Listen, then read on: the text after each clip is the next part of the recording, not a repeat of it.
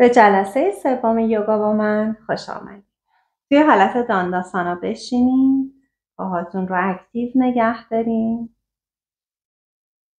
سر و سینه رو بالا بکشین. دستاتون رو بکشین جلو. یه مشت تو خالی بگیرین. آروم کمی تنه رو خم کنید جلو و برگردین. دوباره جلو.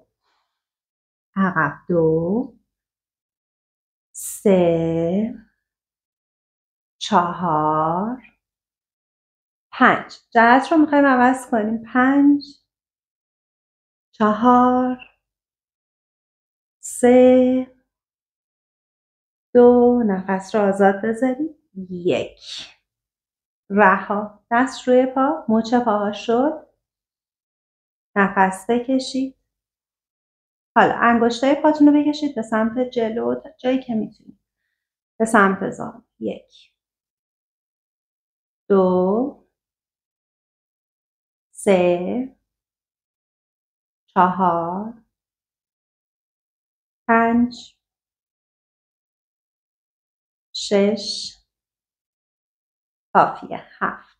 حالا با کف پاتون دایره بزنید. 1 2 3 4 5. عوض کنید جهتش رو. 5 4 3 2 1. کافیه. دوباره حالت دانداسانا رو بسازید. ستون فقرات کشیده بالا.